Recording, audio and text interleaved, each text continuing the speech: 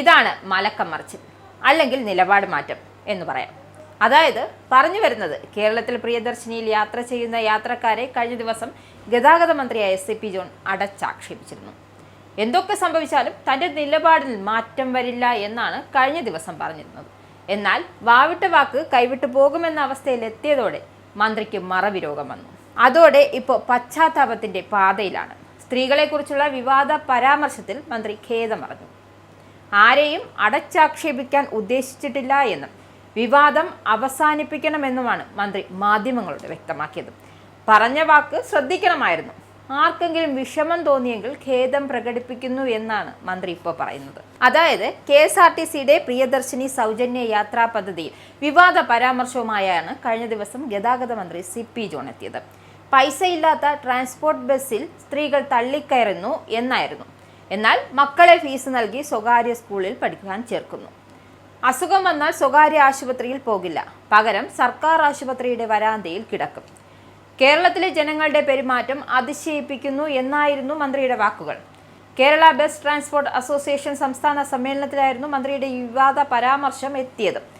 ബസ്സിന് പണമില്ലാത്ത സ്ത്രീ സ്വകാര്യ സ്കൂളിൽ കുട്ടികളെ വിടുകയാണ്. സർക്കാർ സ്കൂളിലേക്ക് ഇപ്പോഴും സീറ്റ് ഒഴിഞ്ഞു കിടക്കുകയാണെന്നും ഫീസ് കൊടുക്കാത്ത സ്വകാര്യ സ്കൂളിൽ പോലും വിടാതെയാണ് പൈസ കൊടുത്ത് സ്വകാര്യ സ്കൂളിലേക്ക് പോകുന്നത്. അതായത് കുട്ടികളെ പഠിപ്പിക്കുന്നത് ഫീസ് കൊടുത്ത് പഠിപ്പിക്കാമെന്നും ഫ്രീ ആയി ബസ്സിൽ കയറാമെന്നുമായിരുന്നു മന്ത്രിയുടെ വിമർശനം.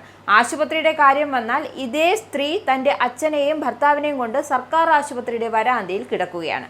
പൊതുജനാരോഗ്യം, പൊതുഗതാഗതം, പൊതുവിദ്യാഭ്യാസം, കേരളത്തിലെ ജനങ്ങളുടെ പെരുമാറ്റം എന്നെ അതിശയിപ്പിക്കുന്നു എന്നായിരുന്നു. അതായത് പ്രിയദർശിനി വന്നാൽ സ്ത്രീകൾ തിക്കിത്തിരക്കി പോകുന്നതിൻ്റെ കാരണം കുടുംബിനികളുടെ കയ്യിൽ കാശില്ല എന്ന യാഥാർത്ഥ്യമാണ് ഞങ്ങളെ പഠിപ്പിച്ചതു എന്നായിരുന്നു. അതായത് പ്രിയദർശിനി ബസ് വിജയിക്കാൻ കാരണം കേരളത്തിലെ ദാരിദ്ര്യമാണെന്നും സ്ത്രീകളുടെ കൈവശം പണമില്ലാത്തത് കൊണ്ടാണ് പലരും പ്രിയദർശിനിയെ ആശ്രയിക്കുന്നു എന്നായിരുന്നു മന്ത്രിയുടെ വാക്കുകൾ.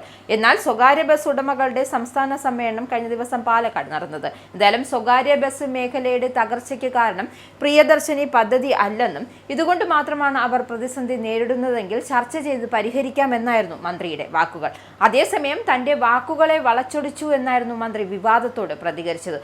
അതേസമയം താൻ പറഞ്ഞ കാര്യത്തിൽ ഉറച്ചു നിൽക്കുകയാണെന്നും വർക്കിംഗ് ക്ലാസിന്റെ ആഗ്രഹങ്ങൾ മനസ്സിലാക്കുന്നതിൽ താൻ അടക്കമുള്ള രാഷ്ട്രീയ നേതൃത്വം പരാജയപ്പെട്ടു എന്ന സ്വയം വിമർശനമാണ് താൻ നടത്തിയതെന്നും സൗജന്യ യാത്ര സ്ത്രീകളുടെ അവകാശമാണെന്നും അത് ഞങ്ങൾ കൊടുക്കുകയാണ് ചെയ്ത് എന്നതാണ്. അതായത് സ്വകാര്യ ആശുപത്രിയിൽ പോകാനുള്ള പണമില്ലാത്തത് കൊണ്ടാണ് അവർ സർക്കാർ ആശുപത്രികളെ ആശ്രയിക്കുന്നതെന്നും കുട്ടികൾക്കെങ്കിൽ മെച്ചപ്പെട്ട ജീവിത സാഹചര്യം വേണമെന്ന അഭിലാഷം അവർക്കുണ്ടെന്നും അതുകൊണ്ടാണ് പൈസയുണ്ടാക്കി സ്വകാര്യ സ്കൂളിലേക്ക് വിടുന്നതെന്നും അതാണ് താൻ ഉദ്ദേശിച്ചത് എന്നാണ് മന്ത്രി പറഞ്ഞു വെക്കുന്നത്. എന്തായാലും തന്റെ വായിൽ നിന്ന് വന്ന വാവിട്ട വാക്ക് ഇപ്പോൾ എങ്ങനെയൊക്കെ ന്യായീകരണം നിരത്താം എന്ന് ചിന്തിച്ചു നടക്കുകയാണ് മന്ത്രി. കാരണം പ്രിയദർശിനി യാത്രയിലൂടെ ജനങ്ങളെ കയ്യിലെടുത്ത അതേ സർക്കാരിന് തന്നെ ഇനി ജനങ്ങൾ തിരിയുമോ എന്ന അതായത് തങ്ങൾക്കെതിരെ തിരിയുമോ എന്ന ഭയം ഈ വാക്കുകളിലൂടെ നിഴലിച്ചതെന്നാണ് മന്ത്രി തന്റെ നിലപാട് മാറ്റാൻ കാരണം.